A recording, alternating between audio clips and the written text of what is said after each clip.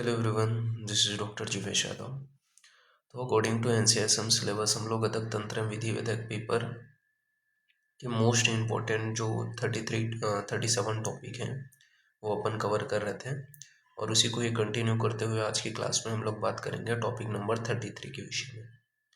Start करते हैं। तो आज का जो लेक्चर है वो, तो यहाँ पे अपन बात करेंगे asphyxial death.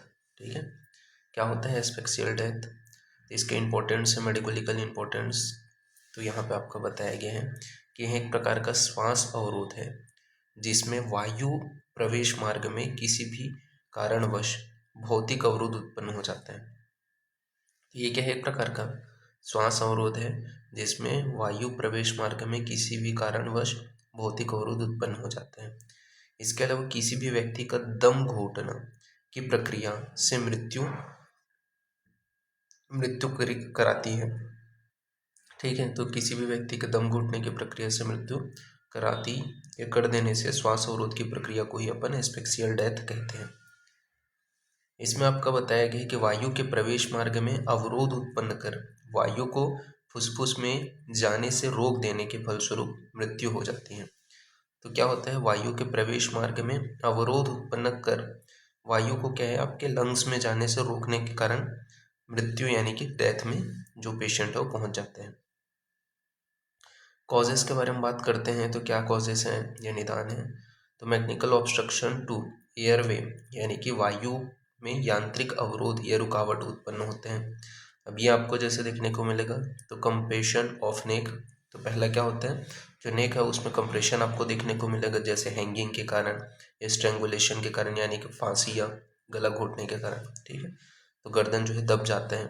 Compression of nose and mouth, तो जो आपका स्मूथनिंग है दम घुटने के कारण यानी कि नाक और मुंह के दबाने के कारण क्या होता है, मेनली दम घुटने लगता है। तो वो उसमें क्या है, माउथ एंड नोज इनको दबा रहे हैं ना, तो उनका कंप्रेशन होता है, तो ये आपका स्मूथनिंग आ जाएगा।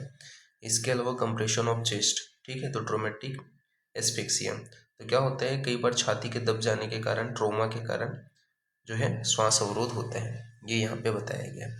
इसके अलावा आपका ड्रॉइनिंग यानी कि डूबने के कारण, इसमें आपका बताया गया है हाइपोक्सिया, हाइपोक्सिया मतलब ऑक्सीजन की कमी हो जाने से।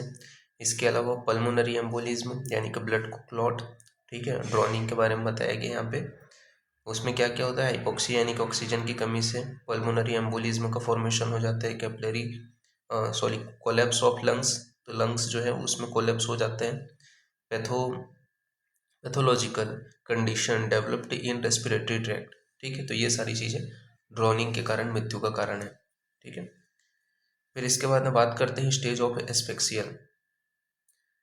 ठीक है, तो जो आपका पैथोजेनेसिस ऑफ एस्फिक्सिया उसको अपन देख लेते हैं। तो सबसे पहले क्या होता है, इंस्पिरेटरी डिस्पेनिया होता है। ठीक है, तो क्या होता है इसमें, इंस्पिरेटरी डिस्पेनिया में तो सांस लेने के कारण दम का फूल जाना, मतलब जो सांस है ना, कई लोग जैसे आप तेज दौड़ के आते हो तो एकदम फूलने लगता है ना, तो वैसा हो जाना। ठीक है, इसमें क्या होता है, हाइपोक्सिया आपको देखने को मिलेगा। हाइपोक्सिया मतलब O2 की कमी हो जाती है। ठीक है, इस कारण बीपी बढ़ जाएगा, हार्ट रेट बढ़ जाएगा, रेस्पिरेशन रेट बढ़ जाएगा। ठीक है, इस O2 की कमी को कंप्लीट करने के लिए। ये पहला हो गया। दूसरे में क्या होते हैं, दूसरे स्टेज में इसमें आपका होता है कि एक्सपीरेटरी डिस्पेनिया। एक्सपीरेटरी डिस्पेनिया मतलब जब सांस ना छोड़े जाने के कारण क्या है, दम का फूलना। ठीक है, तो सांस नहीं छोड़ पा रहे हैं क्योंकि ऑक्सीजन की कमी, इस वजह से दम फूलना। तो इसमें आपको क्या देखने को मिलेगा, तो प्रोग्रेसिव हाइपोक्सिया यानी कि हाइपोक्सिया जो है वो आगे बढ़ जाएगा, O2 की कमी बढ़ जाएगी। इसी वजह से जैसे कि नॉर्मली आपका पहला वाला जो स्टेज है उसमें थोड़ा सा बढ़ा हुआ था बीपी, हार्ट रेट, रेस्पिरेशन, इसमें ज़्यादा बढ़ जाएगा। ठीक है, उसके कंपेयर में। फिर रेस्पिरेटरी पैरालिसिस, ठीक है, तो रेस्पिरेटरी पैरालिसिस यानी कि सांस नहीं ले पाना है, नहीं छोड़ पाना, ये क्या कहलाएगा आपका रेस्पिरेटरी पैरालिसिस, जिसकी वजह से हाइपोक्सिया के कारण सीवियर हाइपोक्सिया डेवलप होगा और पेशेंट डेथ में चला जाएगा। ठीक है, फिर इसके बाद हम बात करते हैं इसमें पोस्टमार्टम पेरेंट्स में आपको क्या क्या देखने को मिलता है एस्फिक्सिया में। तो एक्सटर्नली आपको क्या देखने को मिलेगा, तो एक्सटर्नली अपने को जैसे साइनोसिस है वो आपको देखने को मिलेगा। इसके अलावा ब्लूइश कलर का दिखाई देगा, डिस्कलरेशन देखने को मिलेगा। ठीक है, तो साइनोसिस कहाँ पे देखने को मिलेगा, तो साइनोसिस जैसे फेस हो गया, नेक रीजन हो गया, ठीक है, लिप्स हो गया, टंग हो गया, ईयर हो गया, नेल्स हो गया, ठीक है। तो यहाँ पे आपको साइनोसिस देखने को मिलेगा।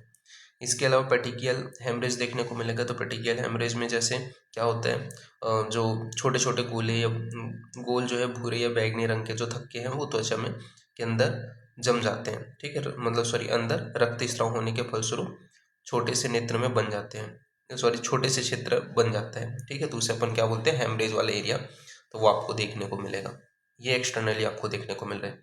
इसके अलावा टंग जो है वो कैसा रहेगा, बाहर निकला हुआ रहेगा, ठीक है, आउटसाइड निकला हुआ रहेगा। इसके अलावा froth at nose and mouth, ठीक है। तो झाग जो है वो माउथ एंड नोस्ट्रियल में देखने को मिलेगा। आई ब्लगिंग एट, यानी कि आंखें बंद जो है, मतलब ये बोल सकते हैं आँख आँख जो है वो कैसे अंदर की ओर धसी हुई रहेगी, ठीक है। तो वो आपको देखने को मिलेगा। इसके अलावा यहाँ पे आपका बताया गया है कि हाथ जो है उसके मुट्ठी जो है वो टाइट बंधी हुई रहेगी, ठीक है। तो ये आपको देखने को मिलेगा।